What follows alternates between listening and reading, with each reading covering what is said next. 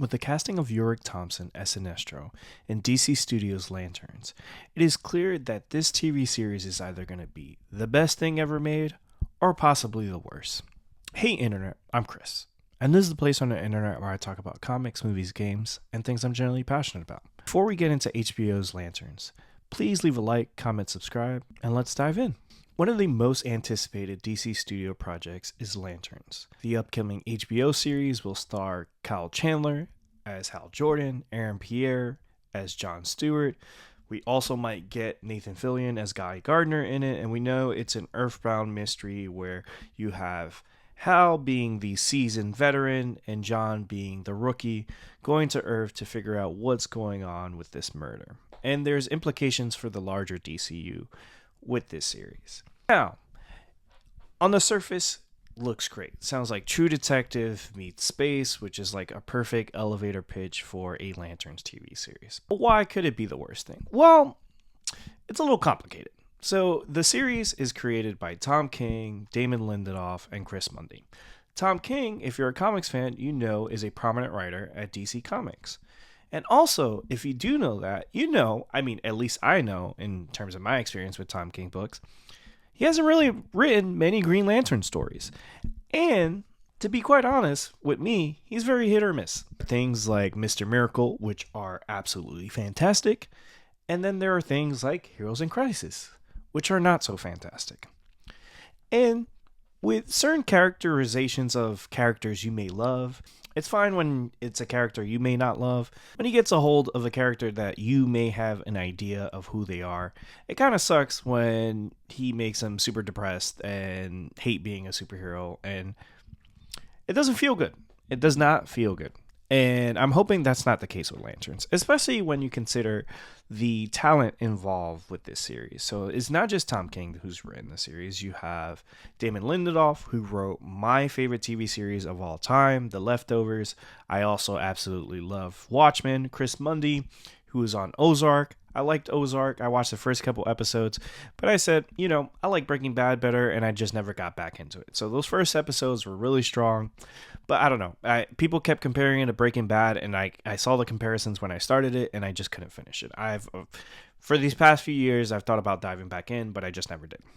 And you have great casting in the series. Like you have Aaron Pierre from Rebel Ridge, and who just came off a big hit with Mufasa as John Stewart. We're getting our first live action John Stewart, which is insane. So no matter what, this is going to be something really interesting to watch, to be able to see John on the big screen. I grew up on the Justice League animated series, so I'm excited to see John. I still can't believe this is happening, and for someone like me, it's going to be cool, because I remember when the first Green Lantern movie came out, I was like, wait.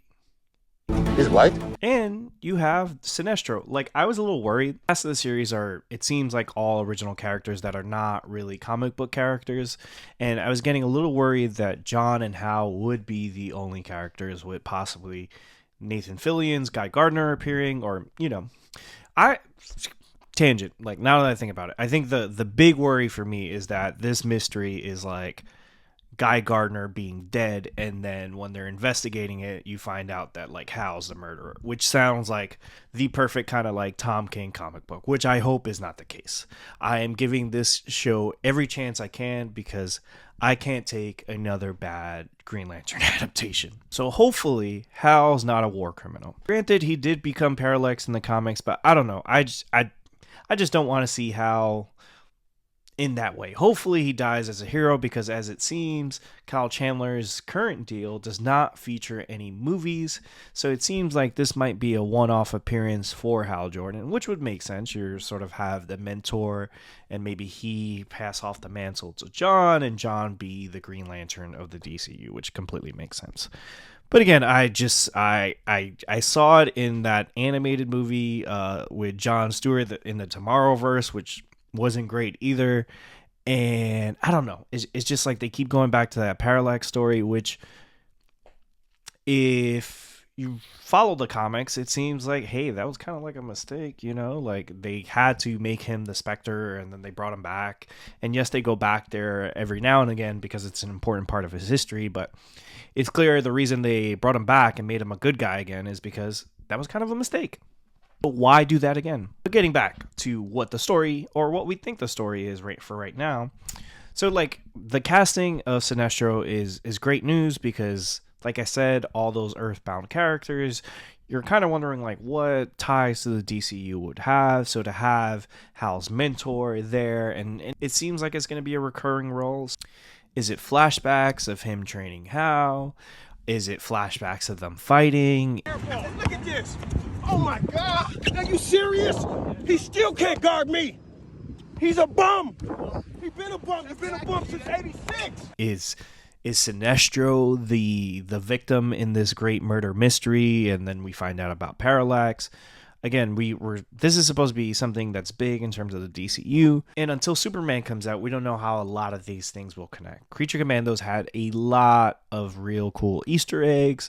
But it kind of was more connective tissue between the Suicide Squad and Peacemaker. And I know they're not really building towards a big villain, as James Gunn has stated. Like, that's something that he feels is like a detriment to superhero movies. But I wonder what things will connect these, what will bring a Justice League together, what will bring all these characters together eventually, because the point of having a connected universe is that eventually they cross over in interesting ways. In the end, as a Green Lantern fan, I am excited to see Green Lantern get another bite at the apple when it comes to live action adaptations.